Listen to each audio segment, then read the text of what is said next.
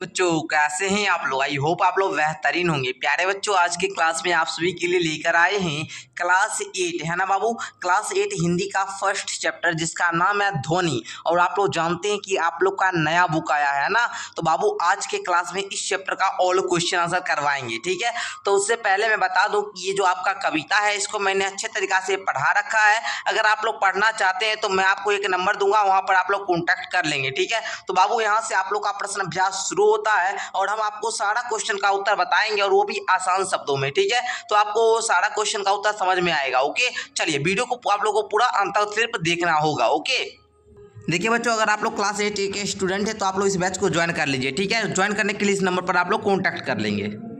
चलिए, तो यहाँ पर आप लोग का कविता से क्वेश्चन लिया गया। ये तीनों क्वेश्चन कविता से लिया गया। फर्स्ट क्वेश्चन कह रहा है, कवि को ऐसा विश्वास क्यों है कि उसका अंत अभी नहीं होगा।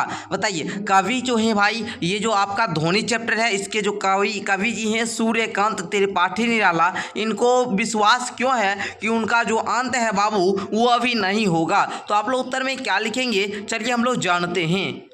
तो आप लोग उत्तर में लिखिएगा कि कवि को ऐसा विश्वास इसलिए है क्योंकि अभी उसके मन में नया जोश व उमंग है। कवि को क्या है, उनके मन में ऐसा लगता है कि उनके पास अभी नया जोश है और नया क्या है, उमंग है। अभी उसे काफ़ी नवीन कार्य करने हैं, अभी उनको नया नया काम करना है। भाई अभी हम जवान हुए ही हैं तो हमको नया नया काम करना है ना। वह युवा पीढ़ी को आलस्य की दशा से उबारना चाहते हैं, इसलिए कहते हैं अभी ऐसा विश्वास ना करो कि अभी हमारा अंत हो गया, अभी तुम कुछ और कर सकते हो। ठीक है ना, तो उनको मोटिवेशन करने के लिए क्या कर रहे हैं, कवि ऐसा बात कह रहे हैं। ठीक है, चलिए सेकंड क्वेश्चन देखिएगा। बोल रहा है आप लोग का कि फूलों को अनंत तक विकसित करने के लिए कवि कौन कौन सा प्रयास करता है। आप लोग आंसर में लिखोगे कि फूलों को अनंत तक विकसित करने के लिए कवि उन्हें कलियों की स्थिति से निकाल कर खिले है ना, खिले फूल बनाना चाहता है। मतलब कली जो है ना उससे वो फूल बनाना चाहते हैं। कवि का ऐसा मानना है कि उसके जीवन में वसंत आया हुआ है।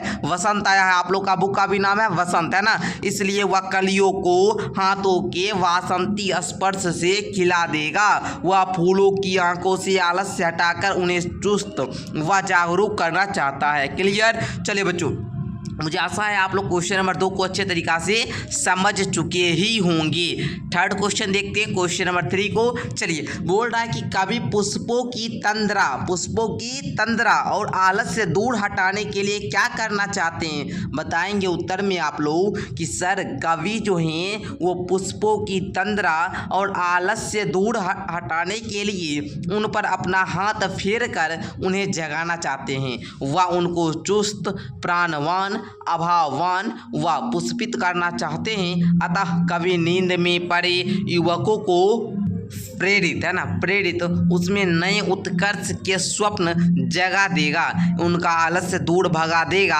तथा उनमें नए उत्साह का संचार करना चाहता है। तो बच्चों ये था आपका क्वेश्चन नंबर 3, इसका भी उत्तर आप लोग समझ लिए। अगर यहाँ तक भी लिखिएगा तो कोई दिक्कत नहीं है बेसिकली। ठीक है ना, लेकिन अगर चाहिए तो इस शब्द को जोड़ दीजिएगा तो और भी ज़्यादा रोचक बन जाएगा। आंसर जो है थोड़ा और अच्छा लगेगा, जो लोग पढ़ेंगे उनको अच्छे तरीक़ा से क्लियर समझ में आ जाएगा और वो आपके आंसर को पढ़कर प्रसन्न हो जाएंगे। क्लियर। चलिए, तो इस प्रकार आप लोगों ने ये जो कविता से आपका क्वेश्चन था ये तीनों क्वेश्चन को कंप्लीट कर लिया। आगे आइए हम लोग पार्ट से आगे का क्वेश्चन देखते हैं। पार्ट से आगे का क्वेश्चन है, ये भी तीनों क्वेश्चन है। फर्स्ट क्वेश्चन इसमें है, वसंत को ऋतुराज क्यों कहा जाता है, आपस में चर्चा कीजिए। तो पहले हम लोग इसी क्वेश्चन का उत्तर जानते हैं।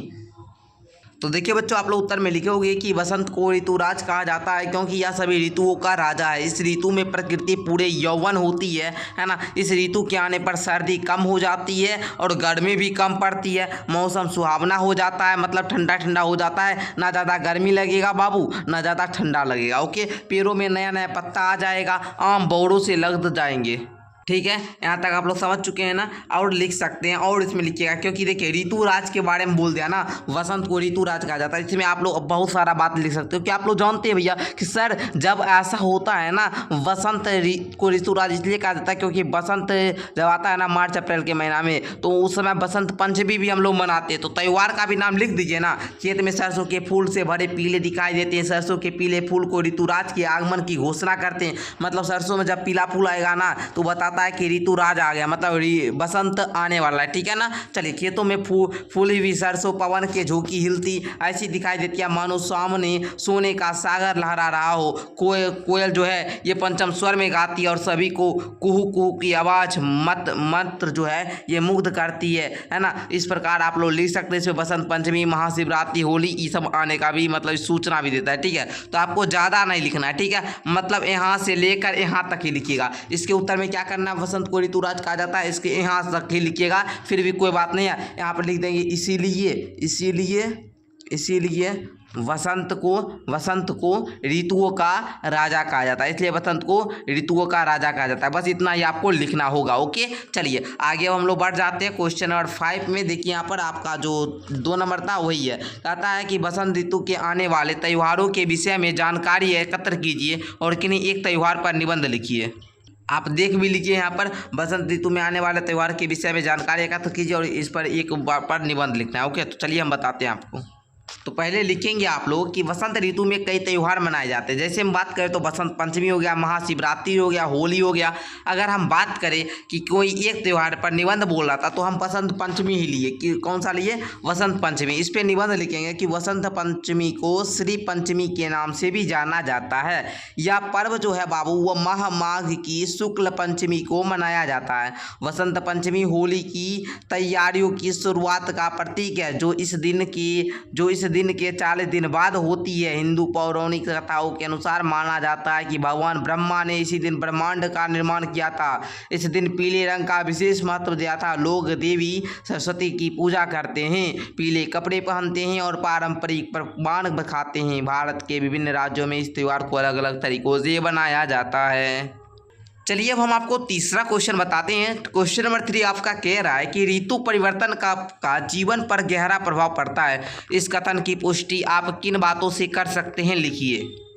तब बच्चा जी आप लोग उत्तर लिख लीजिएगा। हाँ, ऋतु परिवर्तन का मानव जीवन पर गहरा प्रभाव पड़ता है। यह हमारे खान पान, पहनावा, रहन सहन, स्वास्थ्य और यहाँ तक कि हमारी भावनाओं को भी प्रभावित करता है। ओके, क्लियर, समझ में आ गया ना। चलिए आगे बढ़ते हैं हम लोग। हम आप लोग को एक एक क्वेश्चन करवाएंगे, समझे ना। जो भी हम चैप्टर शुरुआत करेंगे उसका हर एक क्वेश्चन का सॉल्यूशन करेंगे। और कल मैंने साइंस का चैप्टर नंबर 1 जो आपका है उसका क्वेश्चन आंसर कंप्लीट करवाया था। अगर आप लोग देखे तो अच्छी बात है, नहीं देखे तो जाकर देख लीजिएगा, उसका भी क्वेश्चन आंसर मैंने करवाया है। और आप लोग हर चैप्टर, साइंस का हर चैप्टर हो, हिंदी का हर चैप्टर हो, अगर उसको एनिमेशन के माध्यम से पढ़ना चाहते हैं तो हमारा 2 नंबर है। एक है 7488600620, एक और है 6206011886। ये दोनों नंबर किसी नंबर पर कोई आप लोग क्या व्हाट्सएप मैसेज करके या कॉल करके जानकारी ले सकते हैं। ओके, चलिए आगे देखिए। अनुमान और कल्पना, इसमें है कविता की निम्नलिखित पंक्तियां पढ़कर बताइए इनमें किस ऋतु का वर्णन है। जैसे आपको यहाँ पर पढ़ना है, फूटे हैं आमों के बौर, भौर वन वन टूटे हैं, होली मची ठौर ठौर सभी बंधन छूटे हैं। तो बउआ जी ये जो पंक्ति है, इस पंक्ति जो हम पढ़े ना तो हमको बता दिया कि सर ये वसंत ऋतु का वर्णन है। किस ऋतु का, तो बउआ बताइएगा आप लोग, वसंत ऋतु का। ओके, वसंत ऋतु। ओके, चलो आगे देखना। बोल रहा है क्वेश्चन नंबर 2 कि स्वप्न भरे कोमल कोमल हाथों को अलसाई कलियों पर फेरते हुए कवि कलियों को प्रभात की आने का संदेश देता है, उन्हें जगाना चाहता है और खुशी खुशी अपने जीवन की अमृत से उन्हें सींच कर हरा भरा करना चाहता है। बताइए फूलों पौधों के लिए आप क्या करना चाहेंगे। तो चलिए हम लोग क्वेश्चन नंबर 2 का उत्तर जानते हैं बेसिकली। तो बच्चे जी आप लोग उत्तर में लिखिए पहले कि फूल पौधों के लिए हम निम्नलिखित कार्य करना चाहेंगे, ठीक है ना। यहाँ पर क्या बोल रहा था कि फूल पौधों के लिए आप क्या करना चाहेंगे, तो लिखेंगे पहले पौधों को अधिक से अधिक संख्या में लगाकर उनकी देखभाल और सुरक्षा करेंगे, समय समय पर उनमें पानी देंगे, खाद देंगे, उनकी निराई करवाएंगे। क्या कराएंगे, निराई करवाएंगे। निराई पता है ना, उसमें जो उसके फसल के साथ जो फूल के साथ जो मतलब हमको अनुपयोगी पौधा उग जाएगा उसको हटाएंगे, ठीक है ना। अच्छा, फूल पौधों को ना तोड़ेंगे, फूल पौधों को ना तोड़ेंगे। देखते होंगे आप लोग पूजा करने के लिए लोग फूल को तोड़ लेते हैं, नहीं तोड़ना बाबू, वो शोभा का चीज़ है, उसको हम लोग रहने देंगे, उतना नहीं तोड़ेंगे, ठीक है। हाँ, 1-2 फूल लीजिए, पुष्प अगर आपको लेना है तो ले सकते हैं, ना दूसरों को तोड़ने देंगे। ओके, आप लोग ये करेंगे। उसके बाद फूल पौधों को प्यार भरे हाथों से हमेशा स्पर्श करेंगे, ठीक है ना। चलिए जी, तो इस प्रकार आप लोग लिख लेंगे। चलिए स्टूडेंट आगे हम लोग देखिए, यहाँ पर आप लोग का तीसरा भी क्वेश्चन है। बोल रहा है कवि अपनी कविता में एक कल्पनाशील कार्य की बात कर रहा है, अनुमान कीजिए और लिखिए कि उसके बताए गए कार्य को अन्य किन किन संदर्भों में संबंध जुड़ सकता है। जैसे नन्हे मुन्ने बालक को माँ जगा रही हो। तो बच्चों आप लोग उत्तर में लिखेंगे कि कवि के बताए गए कार्यों को निम्नलिखित संदर्भों से संबंध जुड़ सकता है। जैसे में प्रातः काल पिता के साथ बगीचे में घूमने गया बालक, है ना, जो होता है वो फूलों पर बैठी तितलियों को पकड़ने या स्पर्श करने का प्रयास करता है। दूसरा, उस बगीचे में चूज रहे पक्षियों को पकड़ने का प्रयास करता है। तीसरा, फूलों और पत्तियों पर ओस की बूंदों को हाथ से छूने की क्रिया करता है और उनको झिलाकर जहर आता है ना। उसका चौथा, बगीचे में उलझी लताओं से को सावधानी से अलग करने का प्रयास करता है। दूसरा आप लोग लिखेंगे कि माली पौधों को काट छाट कर उन्हें सुंदर स्वरूप प्रदान करता है और हरियाली को देखकर आनंदित होता है। ओके बच्चों, तो इस प्रकार आप लोग लिख लेंगे ना। चलिए, ये आपका क्वेश्चन नंबर बेसिकली 3 का उत्तर था, समझे ना, क्वेश्चन नंबर 3 का उत्तर था, तो इसको आप लोग नोट डाउन कर लेंगे। चलिए, तो इस प्रकार आप लोग का ये भी क्वेश्चन पूरा जो था वो कंप्लीट हो गया है ना। तीनों क्वेश्चन का मैंने अनुमान और कल्पना के तीनों क्वेश्चन का उत्तर मैंने कंप्लीट करवा दिया। अब आगे आइए, आप लोग का आगे कह रहा है भाषा की बात, बोल रहा है हरे हरे पुष्प पुष्प कि में एक ही शब्द की एक ही अर्थ पुनरावृत्ति हो रही है। बात सही है बाबू, हरे हरे मतलब एक ही शब्द का क्या हो रहा है, अर्थ दोहरा रहा है ना। तो कविता में हरे हरे ये पात वाक्यांश में हरे हरे शब्द युग्म पत्तों के लिए विशेषण के रूप में प्रयुक्त हुए हैं। यहाँ पात शब्द बहुवचन में प्रयुक्त है। ऐसा प्रयोग भी होता है जब कर्ता या विशेष एक वचन में हो, कर्म या क्रिया या विशेषण बहुवचन में, जैसे लंबा लंबी चौड़ी बातें करने लगा। कविता में एक ही शब्द का एक से अधिक अर्थों में भी प्रयोग होता है। 3 बेर खाती ते वे 3 बेर खाती है, जो 3 बार खाती थी वह 3 बेर खाने लगी। एक शब्द बेर का 2 अर्थों में प्रयोग हुआ है, ठीक है ना। तो इसी प्रकार आपको यहाँ पर क्या बताया है कि ऐसे आपको ऐसे वाक्यों को एकत्र करना है, ठीक है, जिनमें एक ही शब्द की पुनरावृत्ति हो। ऐसे वाक्यों में प्रयोग ध्यान से देखिए और निम्नलिखित पुनरावृत्ति शब्दों को आपको वाक्य में प्रयोग करना है। जैसे बातों बातों में इसका क्या करना है, वाक्य बनाना है। जैसे रह रह कर इसका वाक्य बनाना है। लाल लाल इसका वाक्य बनाना है। सुबह सुबह वाक्य बनाइए। रातों रात घड़ी घड़ी इसका वाक्य बनाइए।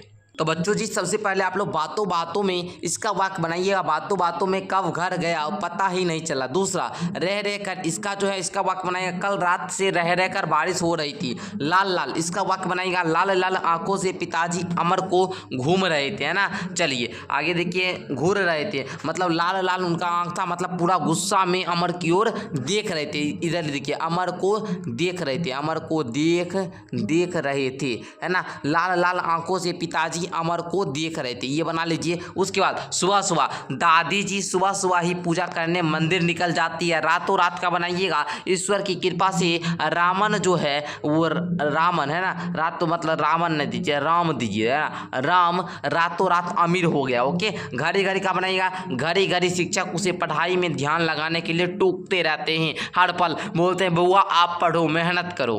तो बच्चों आप लोग का भाषा की बात का फर्स्ट क्वेश्चन कंप्लीट हो गया। दूसरा है कोमल विशेषण जिस संज्ञा या सर्वनाम की विशेषता बताता है उसे विशेष्य कहते हैं। ऊपर दिए गए वाक्यांश में गात, वसंत और पात शब्द क्या है बाबू, विशेष्य है, क्योंकि इनकी विशेषता जो है विशेषण क्रमशः कोमल, मृदुल और हरे भरे शब्दों से ज्ञात हो रही है। हिंदी विशेषणों में सामान्यतः 4 प्रकार के विशेषण माने गए हैं: गुणवाचक विशेषण, परिणामवाचक विशेषण, परिमाणवाचक विशेषण और संख्यावाचक विशेषण और सार्वनामिक विशेषण। प्यारे बच्चों, विशेषण पर हमारा एक स्पेशल वीडियो आ जाएगा जिसमें हम विशेषण पूरा अच्छा तरीका से पढ़ाएंगे। तो बच्चों अगर आप लोग पढ़ना चाहते हैं तो नीचे कमेंट कीजिएगा और हमारे चैनल को आप लोग सब्सक्राइब कर लीजिए। यहाँ पर क्लास 8 के जो भी बच्चे हैं, हमसे अभी तक में बहुत सारे बच्चे क्लास 8 में पढ़े हैं और वो अभी अच्छे नंबर से क्लास 8, क्लास 9, क्लास 10 में किया और उनका भी अच्छा मतलब बेस बन चुका है, ठीक है। तो आप लोग भी अगर क्लास 8 में अच्छे तरीके से पढ़ना चाहते हैं तो हमारे चैनल को सब्सक्राइब कीजिए। SBM क्लासेस बिहार का सबसे विश्वसनीय संस्था है क्लास 8 में, क्लास 9 में, क्लास 10 में। तो आप लोग जरूर जुड़े हमसे और हमारा पेड कोर्स भी आप लोग ले सकते हैं। नीचे डिस्क्रिप्शन बॉक्स में हमारा ऐप का लिंक है, तो ऐप भी आप लोग क्या कीजिए,